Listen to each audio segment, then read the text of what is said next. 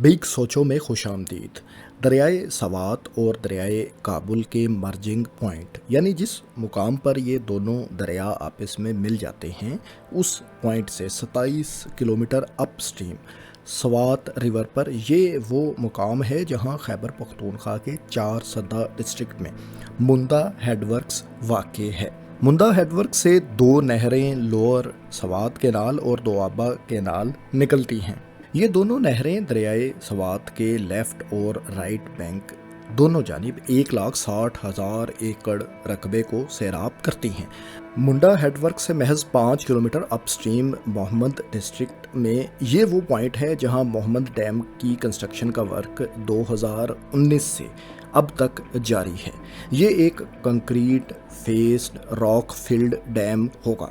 इसकी मेन वाल river bed से टॉप तक 213 मीटर बुलंद होगी। दासू डैम के बरक्स ये एक मल्टीपर्पज़ यानी कसीरुल मकासद डैम है जो तकमील के बाद न सिर्फ फ्लड को कंट्रोल करने में मददगार साबित होगा बल्कि इससे ज़राअत के लिए पानी भी दस्तयाब होगा। ये डैम इसलिए भी ज़रूरी था कि 2022 और इससे पहले 2010 में आने वाले सैलाब ने मुंडा हेडवर्क्स को शदीद नुकसान पहुंचाया था। इससे जाहिर है डैम साइड से डाउन स्ट्रीम नहरों को पानी की किल्लत का भी सामना करना पड़ा। याद रहे कि ये दोनों सैलाब पाकिस्तान में तबाहकुन साबित हुए थे। हज़ारों लोग इनकी वजह से न सिर्फ जान से गए थे बल्कि लाखों शहरी इससे मुतासिर भी हुए थे। सैलाब से बचाव के अलावा Mohmand dam 800 megawatt green renewable और सस्ती बिजली भी नेशनल ग्रिड में शामिल करेगा।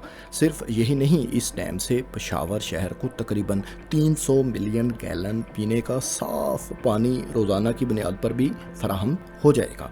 ओवरऑल ये मंसूबा इलाका मकीनों की सोशो इकनॉमिक अपलिफ्ट प्रोग्राम को पेश नज़र रखते हुए तामीर किया जा रहा है जो हज़ारों की तादाद में जॉब्स और दूसरे मौके पैदा करेगा।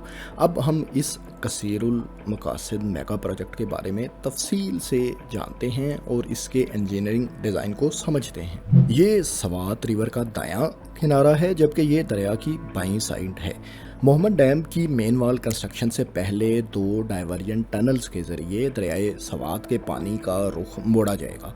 इसके बाद मेन वाल से अपस्ट्रीम और डाउनस्ट्रीम काफर डैम तामीर किए जाएंगे यानी आरसी डैम, और फिर रिवर बेड के दरमियानी हिस्से में डैम की मेन वाल तामीर की जाएगी।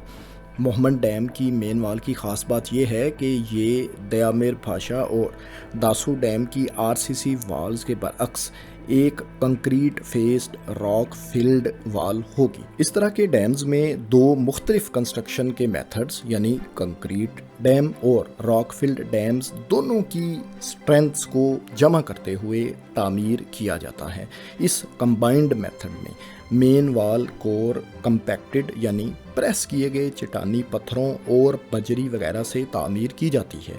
इस तरह के स्ट्रक्चर की बुनियादों का फैलाव भी आरसीसी डैम्स के मुकाबले में काफ़ी ज़्यादा होता है जो ऊपर जाते जाते यानी टॉप तक पहुंचते हुए कम होता जाता है। ये बजरी और रॉक्स वगैरह डैम स्ट्रक्चर में अपने वेट की वजह से रिजर्वायर के पानी को एक पुश यानी रेजिस्टेंस या मुज़ाहमती ताकत फराहम किए रखती हैं।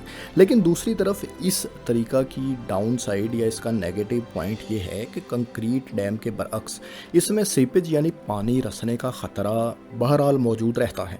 लिहाजा इस ख़तरे को कम करने के लिए इंजीनियर्स डैम की वाटर फेसिंग साइड यानी अपस्ट्रीम साइड को कंक्रीट की एक तह से कवर करते हैं और ये तह रसने वाले पानी को रोकने में मदद फराहम करती है। मेन वाल के स्ट्रक्चर के बारे में यकीनन अब आप समझ गए होंगे। अब हम आगे बढ़ते हैं और लेआउट डिज़ाइन को मज़ीद तफसील से जानते हैं। कंक्रीट डैम्स के बरअक्स इस तरह के डैम्स में स्पिलवेज को मेन वाल पर नहीं बल्कि इससे ज़रा हटकर थोड़ा साइड पर या दूसरी जगह पर बनाया जाता है।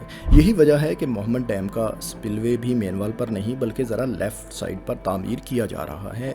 ये एक गेटेड स्पिलवे है। इसके 7 गेट्स हैं। हर गेट की चौड़ाई 15 मीटर और ऊंचाई 7 मीटर है। ये स्पिलवे फ्लडिंग सीजन में 27,500 क्यूबिक मीटर फी सेकंड पानी खारिज करने की सलाहियत रखता है। पावर प्रोडक्शन के लिए इनटेक टनल डैम की दाईं तरफ बनाई जाएगी, जो मेन वाल से आगे जाकर 200 मेगावाट की 4 टरबाइन से कुल 800 मेगावाट बिजली पैदा कर सकेगी। ये पैदावार सालाना 2.8 बिलियन यूनिट्स बनती है। मोहम्मद डैम से पैदा होने वाली इलेक्ट्रिसिटी को 220 केवी की 2 ट्रांसमिशन लाइंस के जरिए नेशनल ग्रिड में शामिल किया जाएगा। रिजर्वायर के दाईं जानिब 3 किलोमीटर लंबी इरिगेशन टनल खोदकर 7,719 एकड़ ज़मीन को काबिल काश्त बनाया जाएगा। ऐसे ही रिजर्वायर की लेफ्ट साइड पर भी 4.3 किलोमीटर लंबी एक इरिगेशन टनल के ज़रिए 9,000 एकड़ से ज़्यादा ज़मीन को सैराब किया जाएगा। इसके अलावा मोहम्मद डैम से डाउनस्ट्रीम पर वाक़या मुंडा हेडवर्क से निकलने वाली दोनों नहरें भी अब साल के खुश्क महीनों में भी ज़्यादा पानी फराहम करने के काबिल होंगी। ये दोनों नहरें 1,60,000 एकड़ रकबे को सैराब करती हैं। मज़ीद दोस्तों, प्रोजेक्ट कॉलोनी भी राइट साइड ऑफ डैम पर बनाई जाएगी।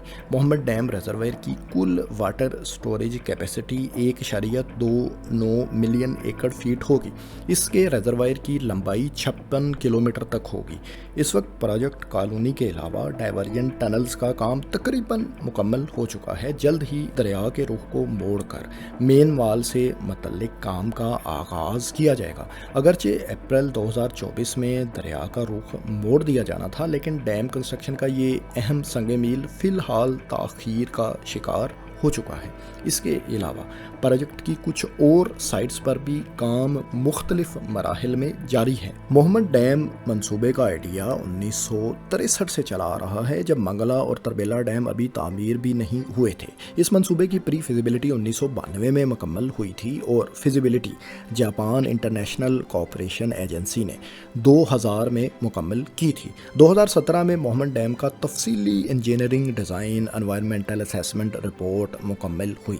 2019 में वज़ीर-ए-आज़म पाकिस्तान इमरान खान साहब के दौरे हुकूमत में इस मंसूबे का main work contract China Gezhouba group of companies और डेस्कॉन जॉइंट वेंचर को 183.5 बिलियन पाकिस्तानी रुपयों में अवार्ड हुआ। इस कॉन्ट्रैक्ट में access roads, irrigation tunnels, main dam wall, electromechanical work के अलावा प्रोजेक्ट कॉलोनी की कंस्ट्रक्शन शामिल है।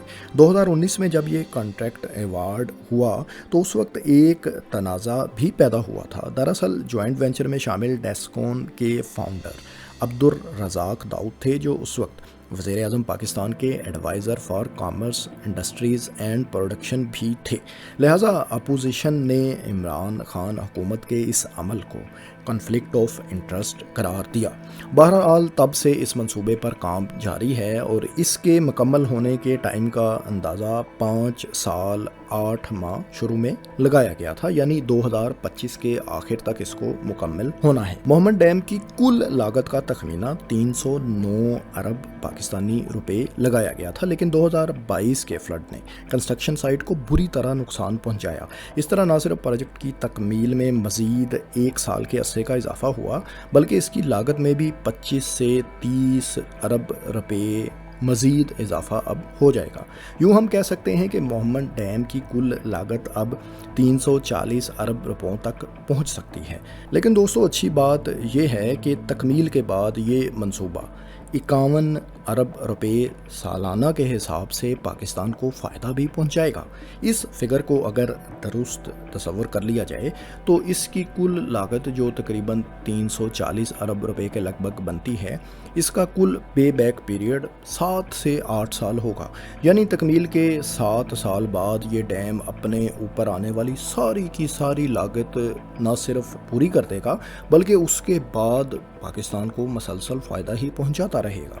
इस डैम के लिए funding OPEC international development, Saudi funds for development और इस्लामिक डेवलपमेंट बैंक कर्ज़ों की सूरत में फराहम कर रहे हैं। इसके अलावा वापडा और हुकूमत पाकिस्तान अपने सोर्सेज से भी इस डैम को फंड कर रहे हैं।